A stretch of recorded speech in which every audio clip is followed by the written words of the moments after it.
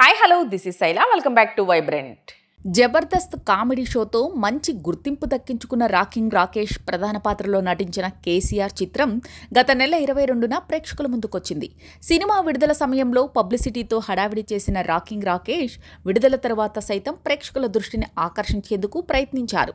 జనాల్లోకి సినిమాను తీసుకువెళ్లడంలో rocking Rakesh success అయ్యారు. ప్రేక్షకుల నుంచి మంచి స్పందన వచ్చిందని, వసూళ్లు సైతం బాగానే వచ్చాయంటూ చిత్ర యూనిట్ సభ్యులు సంతృప్తి వ్యక్తం చేశారు. సినిమా ఓటీటీ స్ట్రీమింగ్ కోసం ప్రేక్షకులు ఆసక్తిగా ఎదురుచూస్తున్నారు. ఎట్టకేలకు సినిమా ఓటీటీ స్ట్రీమింగ్ అధికారిక ప్రకటన వచ్చింది. ప్రముఖ ఓటీటీ ఆహాలో ఈ సినిమాని స్ట్రీమింగ్ చేయబోతున్నారు. డిసెంబర్ 28 నుంచి కేసీఆర్ చిత్రం సందడి చేయనుంది. రాకేష్కి జోడీగా అనన్య కృష్ణన్ నటించింది. తెలంగాణ రాష్ట్ర తొలి ముఖ్యమంత్రి కేసీఆర్ చుట్టూ ఈ కథ తిరుగుతోంది. కేసీఆర్కి వీరాభిమాని అయిన కేశవ కథతో ఈ సినిమా సాగుతోంది. గరుడవేగ అంజీ దర్శకత్వంలో రూపొందిన ఈ సినిమాను గ్రీన్ టీ ప్రొడక్షన్ హౌస్ నిర్మించింది.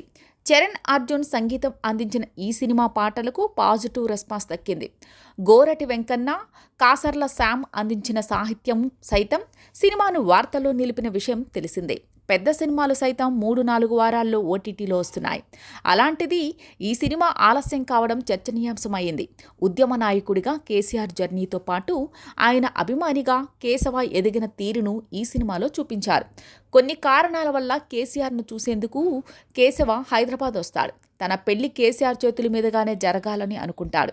కేసీఆర్ని కలవడం కోసం ఎంత దూరమైనా వెళ్తాను, దేనికైనా సిద్ధం అన్నట్లుగా కేశవ ప్రాణాలకు సైతం లెక్క చేయకుండా ప్రయత్నాలు చేస్తూ ఉంటాడు.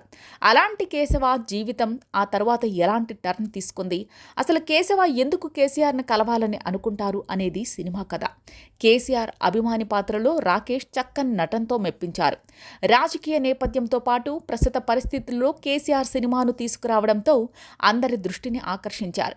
సినిమాకి 2023 అసెంబ్లీ ఎన్నికల వేళ ఈ సినిమాని తీసుకువద్దామని ప్లాన్ చేశారు. కానీ కొన్ని కారణాల వల్ల ఆలస్యమైంది. మొత్తానికి కష్టం అనుకున్న సినిమాను థియేటర్ల ద్వారా ప్రేక్షకుల ముందుకు తీసుకువచ్చిన యూనిట్ సభ్యులు ఇప్పుడు ఆహా ఓటీటీ ద్వారా మరోసారి ప్రేక్షకుల ముందుకు తీసుకొస్తున్నారు.